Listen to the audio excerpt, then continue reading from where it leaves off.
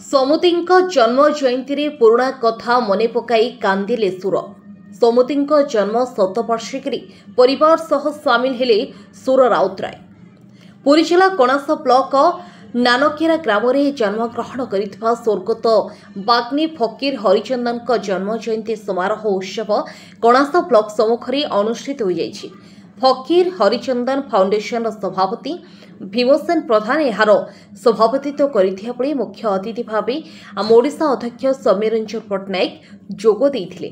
सम्मानित अतिथि भाव पूर्वतन विधायक तथा मिलित ओडिशा निशा निवारण अभियान आवाहक पद्मचरण नायक, सत्यवती पूर्वतन विधायक उमाकांत सामंतराय, रमारंजन बलियार सिंह, खोर्धा पूर्वतन विधायक डॉक्टर दिलीप श्रीचंदन, जटणी पूर्वतन विधायक सुरेश कुमार राउतराय, संध्यावती प्रधान, वरिष्ठ प्रशासनिक अधिकारी सहदेव जयसिंह, कणास ब्लॉक अध्यक्ष प्रभाती राउत, उपाध्यक्ष अभिमन्यु जयसिंह, कणास सरपंच भगवान सुबुद्धि, लेखक सत्यवती बलियार सिंह प्रमुख उपस्थित थिले।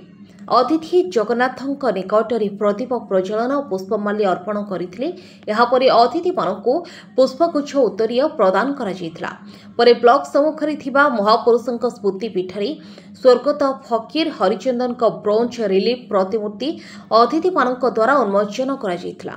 परे वंदे उत्कल जननी संगीत गान करी सभा कार्य आरंभ करा जायतिला। प्रथमे स्वर्गत फकीर हरिचंदन जीवनी उपरे आधारित पुस्तक अतिथि मानक द्वारा उन्मोचन करा जायतिला।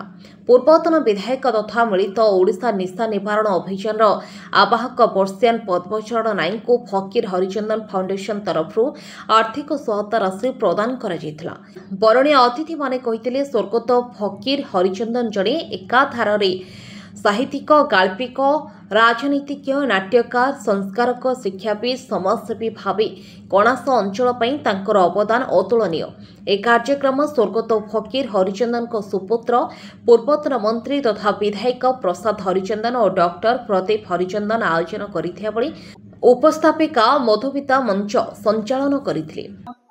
आज हमर गुरुजन ये अंचल एकदा जड़े मुरबी राजनीतिक व्यक्तित्व श्रीजुक्त फकीर हरिचंदन आज जन्म शतवार्षिक उत्सव आज तांकर कार्यक्रम को मुझे प्रथम करी ये ब्लॉक जे चेयरमैन थे सी समय ये अंचल उन्नति सहित शिक्षार विकास एवं साहित्यर विकास करिबारे केबे भी पछी नथिले।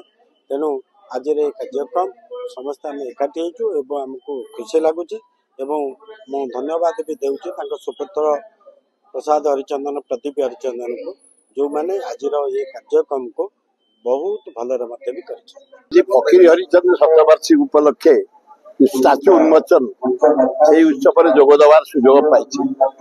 से माटीर पुओ जड़े विशिष्ट शिक्षाविद सेवा करवा व्रत थिला।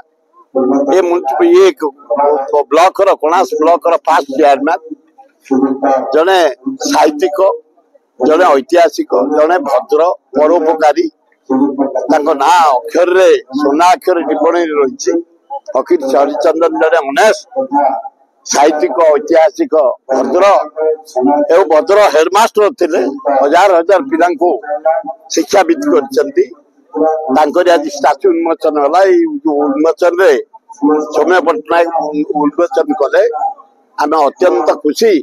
जड़े जड़े महान पुरुषंकर पूज्य पूजा आज आरंभ हो। जन्म स्थान कणास ब्लॉक रे फकीर हरिचंदन जन्म शतवार्षिकीर समारोह उत्सव में जोगदे मु अत्यंत आनंदित।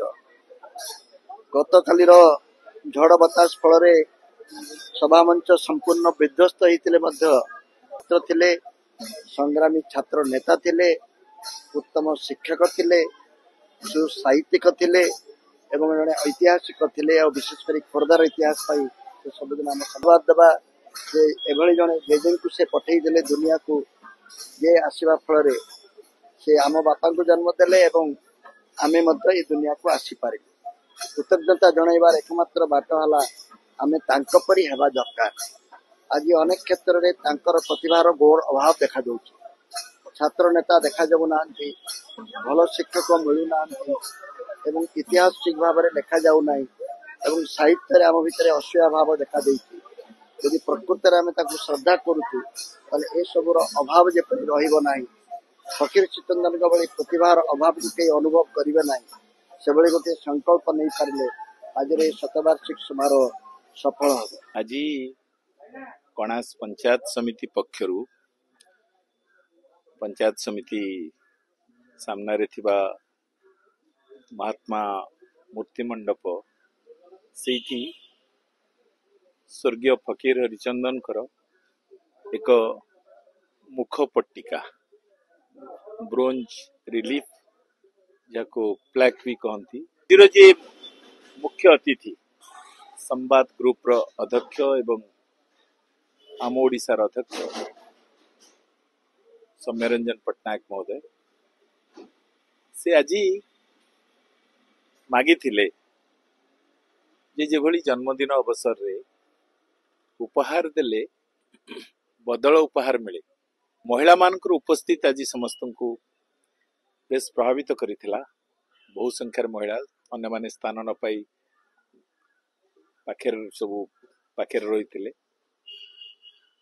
महिलापन समारोह समापन पर तुरंत मूर्ति मंडप जाई सेठी कले ताही प्रकृत रे मुख्य अतिथि जो बदल उपहार मागी थिले ताही आजिर बदल विधायक बदल उपहार ता हमकु सबुठ बेसी प्रभावित करछि। पुरी जिला कणासरू मानस पार्थांक रिपोर्ट अक्षर लाइव।